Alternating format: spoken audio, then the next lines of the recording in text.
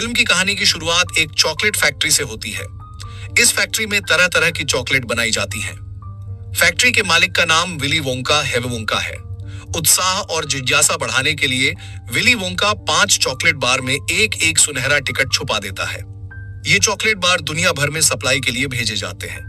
जिन उपभोक्ताओं को ये सुनहरे टिकट मिलते, उन्हें एक विशेष इनाम दिया जाता। फिर कहानी एक छोटे बच्चे चार्ली की ओर मुड़ती है, जिसका परिवार बहुत गरीब था। उनकी आर्थिक स्थिति इतनी खराब थी कि उनका घर भी कभी भी ढह सकता था।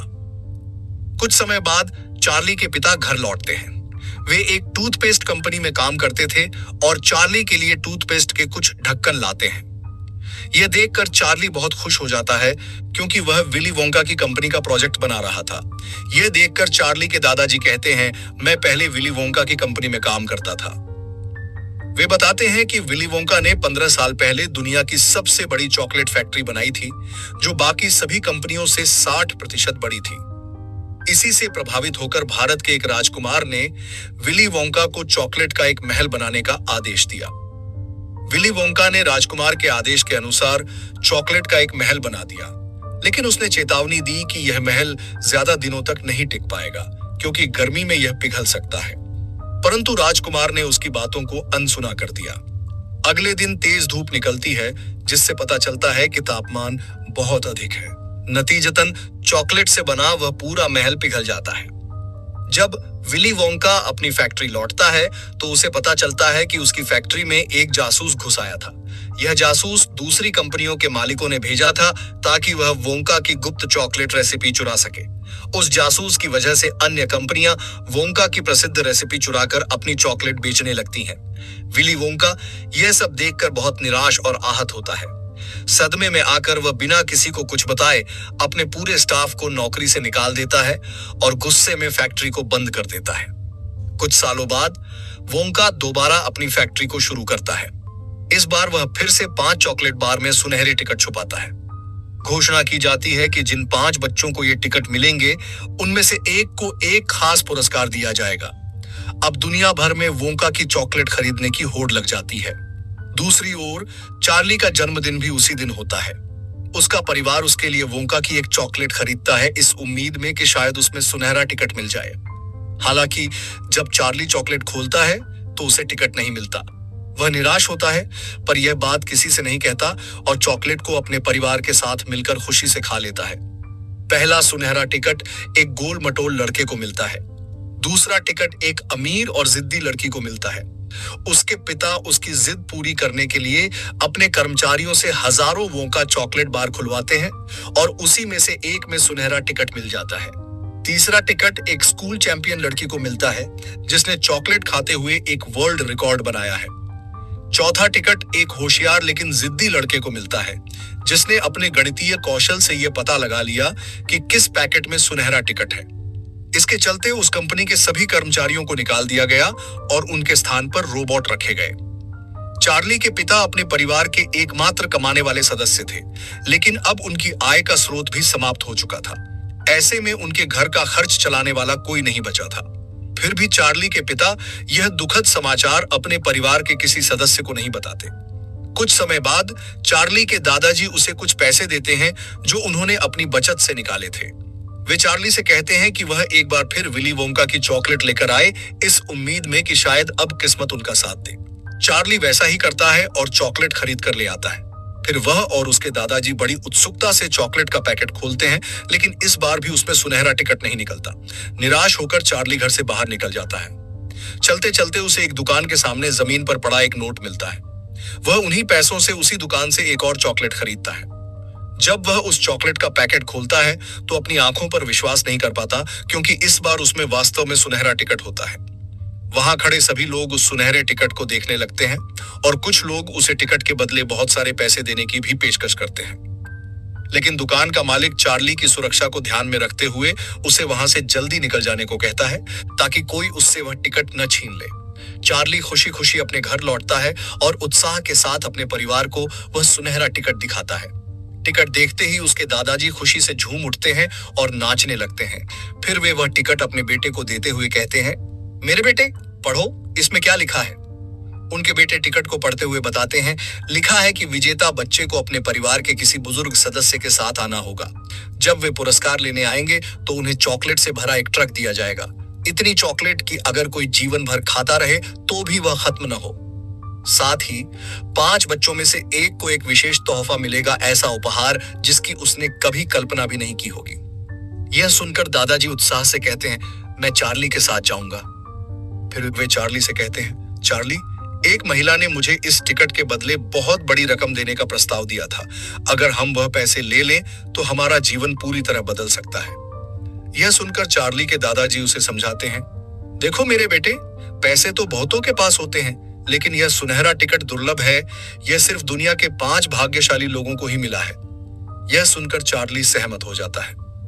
अगले दिन 5 बच्चे अपने अपने परिवार के बुजुर्ग सदस्य के साथ विली वोंका की चॉकलेट फैक्ट्री के सामने पहुंचते हैं। वहां बड़ी संख्या में लोग उन्हें देखने के लिए जमा हो जाते हैं।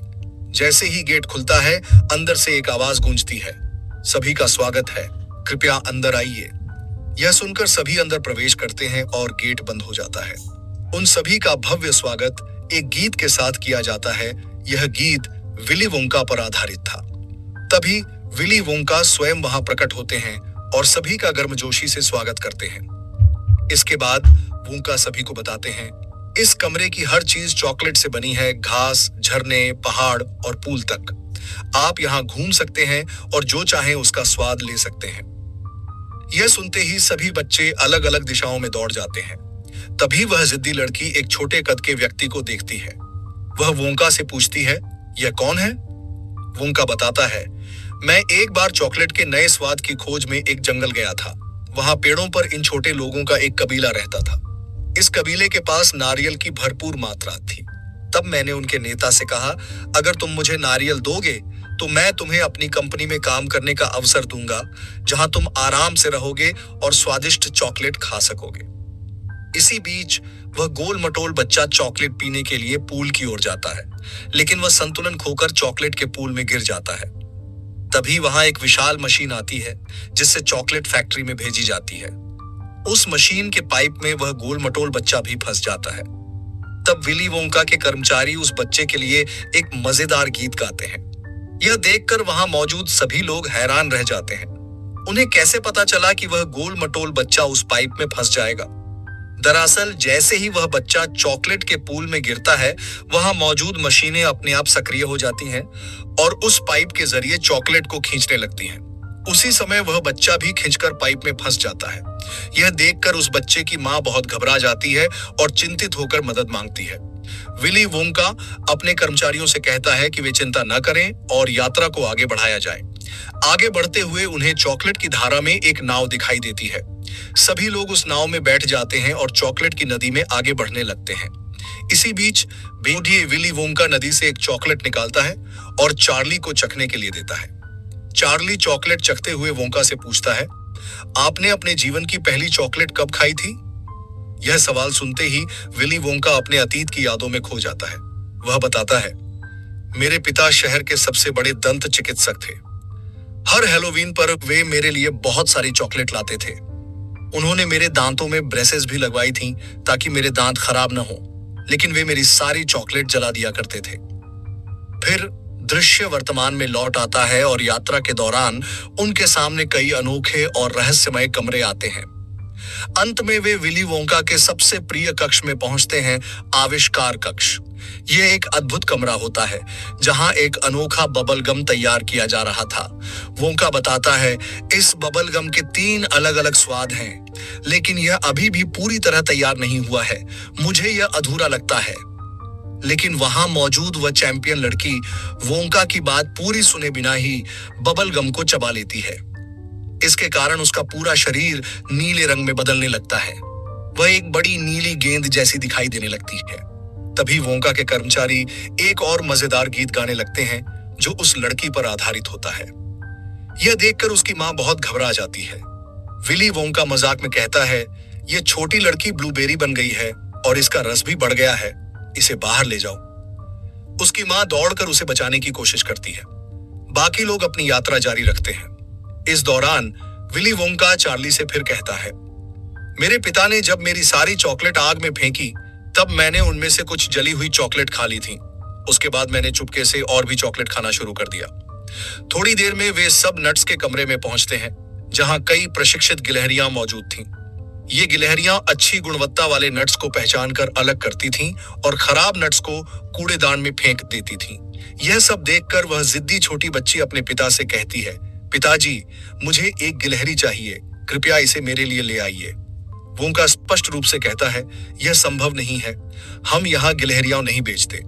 लेकिन वह लड़की नहीं मानती और गिलहरियों के बीच चली जाती है। गिलहरियां उसे देखकर उसे नापसंद करने लगती हैं। वे सोचती हैं कि वह लड़की अजीब व्यवहार कर रही है, शायद पागल है, इसलिए वे उसकी जांच करती हैं। जब उन्हें वह पसंद नहीं आती तो वे उसे बिगड़ा हुआ मानकर कूड़ेदान में फेंक देती हैं। उसकी मां घबरा जाती है और उसे बचाने के लिए दौड़ती है, लेकिन एक गिलहरी उसकी मां को भी उसी कूड़ेदान में धकेल देती है। फिर वोंका के कर्मचारी एक और गीत गाते हैं। यह गीत उस लड़की के बिगड़ैल स्वभाव और उसके पिता की अतिपुत्री प्रेम पर आधारित होता है। अब बाकी बच्चे और उनके परिवार एक अनोखी लिफ्ट में चढ़ते हैं। वोंका बताता है, यह लिफ्ट केवल ऊपर नीचे ही नहीं बल्कि दाएं बाएं और तिरछी दिशा में भी चल सकती है। इस दौरान वोंका अपने अतीत की एक और बात बताता है, मेरे पिता ने मुझे चॉकलेट खाने से रोका था, लेकिन मैं चॉकलेट का दीवाना था, इसलिए मैंने अपना घर छोड़ दिया। लिफ्ट उन्हें एक टीवी रूम में ले जाती है। यह एक ऐसा कमरा था जहां चॉकलेट को टीवी के जरिए एक जगह से दूसरी जगह भेजा जा सकता था। जो लोग टीवी देख रहे हों, वे उस चॉकलेट को टीवी से बाहर निकालकर खा सकते थे। यह सुनकर वहां मौजूद एक होशियार बच्चा इस बात पर विश्वास नहीं करता। वह मशीन को चालू कर देता है और खुद ही उसमें कूद पड़ता है। तेज रोशनी के कारण वह अचानक गायब हो जाता है और फिर टीवी स्क्रीन के अंदर दिखाई देता है। अब उसका आकार बहुत छोटा हो चुका होता है। फिर वोंका के कर्मचारी एक और गीत गाते हैं। यह गीत उस होशियार बच्चे पर आधारित होता है जो जरूरत से ज्यादा सोचता था। अंत में उसके पिता उसे टीवी से बाहर निकालते हैं। उस बच्चे का आकार अभी भी छोटा था, इसलिए उस बच्चे के पिता ने विली वोंका से पूछा, अब क्या किया जाए? यह फिर से सामान्य आकार कैसे पाएगा? विली वोंका अपने कर्मचारियों से कहता है, इसे स्ट्रेच रूम में ले जाओ, जहां इसे खींचकर लंबा किया जाता है। अब विली वोंका यहां नोटिस करता है कि चार्ली ही एकमात्र बच्चा है जो अभी तक बना हुआ है। बाकी सभी बच्चे अपनी मूर्खतापूर्ण हरकतों के कारण बाहर हो चुके हैं। चार्ली विजेता है और वही इस पुरस्कार का असली हकदार है। विली वोंका उन्हें फिर से एक लिफ्ट की ओर ले जाता है। फिर वह एक बटन दबाता है जो ऊपर और नीचे दोनों दिशाओं में ले जाता है। इसे दबाते ही लिफ्ट ऊपर जाती है, फैक्ट्री से बाहर निकलती है। यह देखा जाता है कि चारों बच्चे खराब हालत में वापस लौट रहे हैं। वहीं लिफ्ट चार्ली के घर की छत को नुकसान पहुंचाते हुए वहां पहुंच जाती है। चार्ली को देखकर उसके माता पिता बेहद उत्साहित हो जाते हैं। विली वोंका चार्ली से कहता है, मैं अपनी फैक्ट्री तुम्हें देना चाहता हूं क्योंकि मैं बूढ़ा हो रहा हूं। मेरा एक बाल सफेद हो गया है, बाकी भी सफेद हो जाएंगे और मैं पूरा बूढ़ा हो जाऊंगा। इसलिए विली वोंका चार्ली को अपने साथ चलने के लिए कहता है, लेकिन चार्ली वोंका के प्रस्ताव को अस्वीकार कर देता है और कहता है, मेरा परिवार मुझे सबसे प्रिय है। मैं दुनिया की किसी भी चीज के लिए अपने परिवार को नहीं छोड़ सकता। परेशान होकर विली वोंका वहां से चला जाता है। इसके बाद चार्ली के पिता को टूथपेस्ट कंपनी में नौकरी मिल जाती है और अब उनके परिवार की आर्थिक स्थिति बेहतर हो जाती है। दूसरी ओर विली वोंका दिखता है जो बहुत चिंतित नजर आ रहा था। उसे एक विचार आता है और वह फिर से चार्ली के पास जाता है। वह अपना चेहरा ढकते हुए चार्ली से पूछता है, क्या तुमने कभी विली वोंका को देखा है? चार्ली कहता है, हाँ, मैंने देखा है, उसके बाल अजीब हैं। विली वोंका अपना चेहरा दिखाते हुए कहता है, चार्ली, ऐसा मत कहो। फिर वह चार्ली को दोबारा प्रस्ताव देता है, लेकिन चार्ली फिर से मना कर देता है। वह विली वोंका से पूछता है, क्या तुम कभी अपने पिता से मिलने गए हो? इसके बाद वे दोनों उस लिफ्ट में बैठकर विली वोंका के पिता के घर पहुंचते हैं। विली वोंका के पिता उसे एक मरीज समझते हैं, इसलिए वह उसे अंदर ले जाकर उसके दांतों की जांच करने लगते हैं। वह विली वोंका को पहचान नहीं पाते क्योंकि अब वह बड़ा हो गया था। विली देखता है कि उसके पिता ने अखबारों की सभी खबरें जिनमें उसका नाम छपा था दीवारों पर प्रमाण पत्र की तरह चिपका रखी हैं। जांच के दौरान विली के पिता कहते हैं, तुम्हारे दांत बिल्कुल सही हैं। मैंने आज तक ऐसे दांत नहीं देखे। तब विली बताता है, मैं विली वोंका हूं, यानी तुम्हारा बेटा। फिर दोनों पिता पुत्र एक दूसरे के गले लग जाते हैं। यहाँ विली वोंका को परिवार का महत्व समझ में आता है कि परिवार जीवन में कितना जरूरी होता है। इसके बाद वह चार्ली को एक नया प्रस्ताव देता है। फिर दोनों परिवार चार्ली के घर पर खुशी खुशी साथ में खाना खाते हैं, क्योंकि विली वोंका ने चार्ली के घर को अपनी चॉकलेट फैक्ट्री में बदल दिया था। अब चार्ली अपने परिवार के साथ विली वोंका की फैक्ट्री की देखरेख करता है। उनकी आर्थिक स्थिति अब पहले से बहुत बेहतर हो चुकी है और इसी सुखद अंत के साथ फिल्म समाप्त होती है। दोस्तों, आपको ये फिल्म कैसी लगी? कमेंट करके जरूर बताइए।